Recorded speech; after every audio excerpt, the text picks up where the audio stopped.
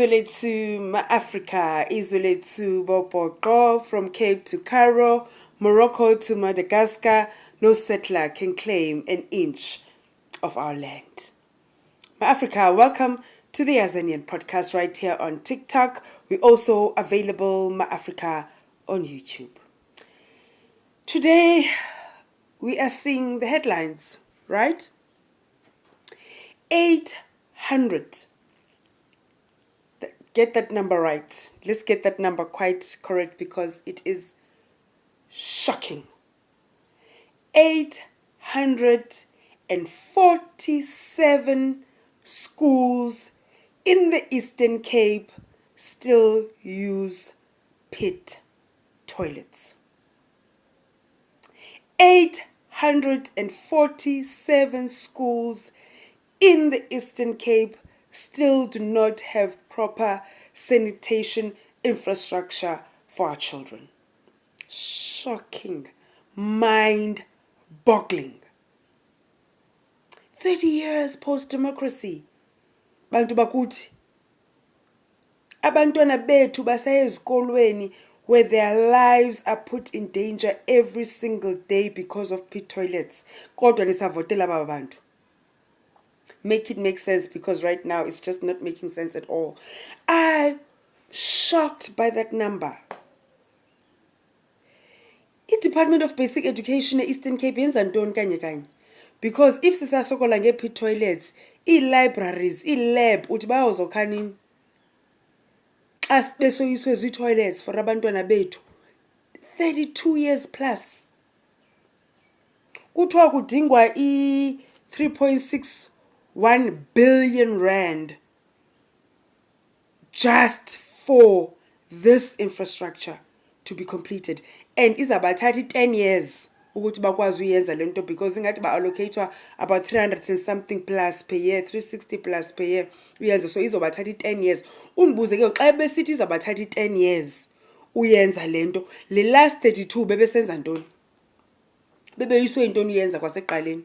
Xa isezaphinda bathathe enye i-30. Siseyine-backlog yezikolo nje qha izikolo nje zizodwa e-Eastern Cape. 847. Hayi bantu bakhutha ngeke. Babakuthatha ukuhlala phansi urhulumente we-ANC. Boyisiwe. And into ecabukisayo ukuthi e-Eastern Cape ngabona abantu bavotelwayo. Kodwa i-Eastern Cape yeyona bangayihoyanga. I-Premier uthini Premier Mabuyane kuthiwa 847 yezikolo zethu e-Eastern Cape zabantu bakuthi zisasebenzisa i-pit toilets. U-basic education besenza ntoni? Xa besithi zabathatha enye 10 years, ndibuze ke ngoku le last 10 years asikayi kula 32 bekusenzwa ntoni? Xa sizawuphinda ithathe enye 10 years. Kuyadlalwa ngabantu bethu, ngabantu base-Eastern Cape. Iyayazi ibuhlungu into eyenzeka e-Eastern Cape, oyona nhlupheko ise-Eastern Cape. Eyona development, less development eyenzekayo ise-Eastern Cape. Akho development eyenzeka e-Eastern Cape. Compared to kwezi kodwa ngabona bavotelwayo ukhongolose we-ANC ngabantu base-Eastern Cape. 3.61 billion. Ndifuna ufunda kahle manje nyuseni le caps bethuni.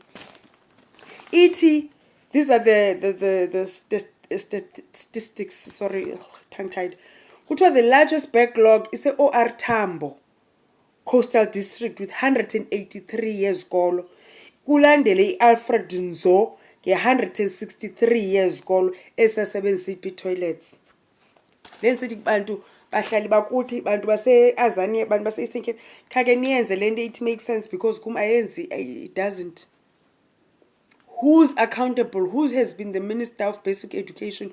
Who has been the Premier? Who has been the Chief Director Basic Education, Deputy Chief Director? Bonke nje banetayitile but umsebenzi awenziwa. No, those numbers are too big. We're calling upon, as the Azanian podcast, change the Eastern Cape and accountability. Ukuthi, why has it not been happening?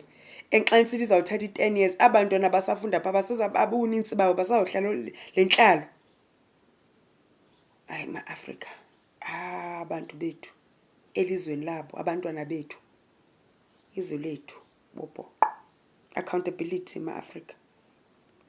Change must come.